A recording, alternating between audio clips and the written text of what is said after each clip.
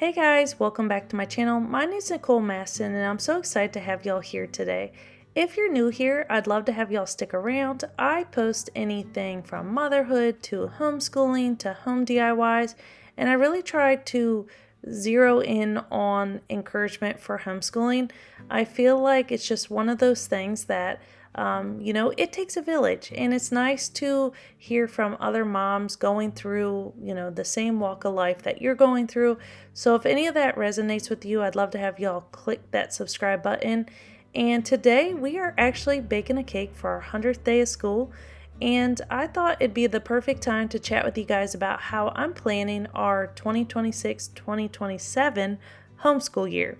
It's crazy to think it's March and I'm already looking ahead, but if there's anything I've learned with homeschooling, it's nice to kind of get that early start on planning the next school year because one, there's, early bird sales for curriculum, there's a lot to look forward to, and you're already in the thick of it, so it's nice to kind of, take what's working and what's not working and plan for that next school year. I'm going to take you guys along as we bake here in the kitchen today and just talk about how I'm getting ready. And I wanted to mention that I actually just started sending out these weekly emails. So I'd love to have y'all subscribe to that newsletter. It's only going to be one email a week, but I thought it'd be another way that I could share just helpful tips and, tools that we're using that are helping our family thrive, maybe even encouragement on the hard days.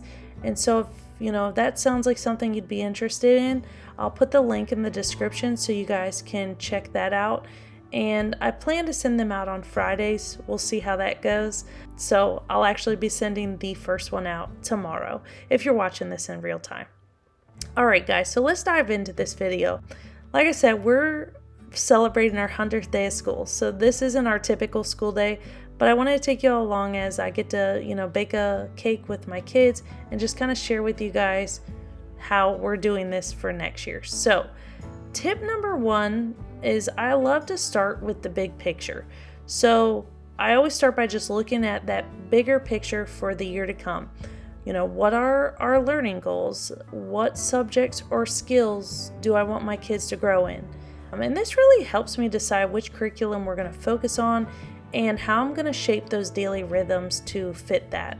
Just like baking, you need to know the recipe before you start mixing everything together. So I think it's just important to kind of get that big picture in your mind.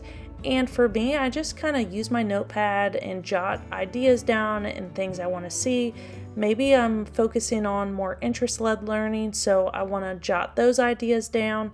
And that way, when I go to pick out curriculum, I know these are the things I'll be looking for. My next tip is to build a daily rhythm. This was life-giving in our homeschool. When I switched from just these rigorous schedules to just kind of going with the daily flow and daily rhythms, I really did find so much peace in our homeschool. So just start by building that daily rhythm.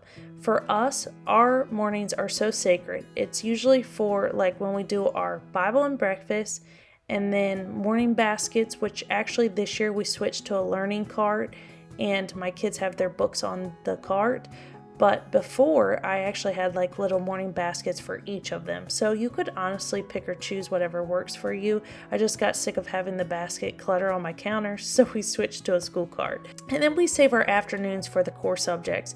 The reason I feel like our mornings are so sacred is it gives me that time to slow down with my younger children. So if you're homeschooling with toddlers, one thing I've learned is it's hard to kind of jump right into lessons first thing in the morning because they are also wanting, mom's attention. And by me kind of giving them that time first and, allowing my big kids to wake up, but also having those expectations on them that this is what you have to get done and giving them that independent work, it gets them started so that they don't go off and play. Because if I didn't have something, they'd be running off to, go find something to do. That's not school related, So it's important, I think, to just set those expectations and have that rhythm set in. So I like to keep it consistent though, but flexible enough that we can adapt if life gets busy. So maybe the day isn't going exactly how we expected it to, just leaving, room to kind of pivot when things aren't working out. So like I said, I do have independent things if maybe my twins are needing me that my kids can do. And then also having that afternoon portion where my twins are sleeping has helped a lot. Then my next tip is deciding what not to do. So as you can see, obviously it seems like, life's busy. I think it's important that you kind of, especially if you're homeschooling right now and you're in the middle of your school year, start to take inventory of what you're not going to do next year.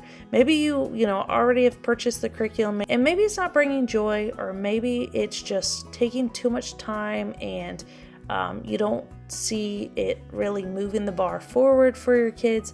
Then this is the time of year where I decide, okay, we're not going to do this next year. One thing I've learned is you don't have to overschedule every subject or, do every extra activity. I think for the longest time when I first started homeschool, I was always looking for inspiration from other homeschooling moms, that I ended up with more fluff in our homeschool than we needed. And I think that's where I found myself overwhelmed because I couldn't keep up with everything. We had our core subjects that were required by our state, and then I was adding in all of these things that I thought were going to spark joy and, make for fun days, but it just got too overwhelming. So I just think it's important to kind of take inventory and decide those things. What are you not going to do next year? And then my last tip is just staying flexible. Obviously, I know planning ahead is so important, but I also think it's important to plan for those tough days and just have flexibility built into your schedule. We actually were knocked down with the stomach bug last week, and these are those moments where I'm thankful that I built that flexibility into our schedule. We actually practice a Sabbath schedule, so we're 6 weeks on, 1 week off. We do year-round homeschooling, and then we also do Monday through Thursday with our core subjects, and then Fridays are our fun Fridays, where we also include our science, and depending on what our weekend looks like, history. So I've built that flexibility in our schedules intentionally for those times where, life is out of our control.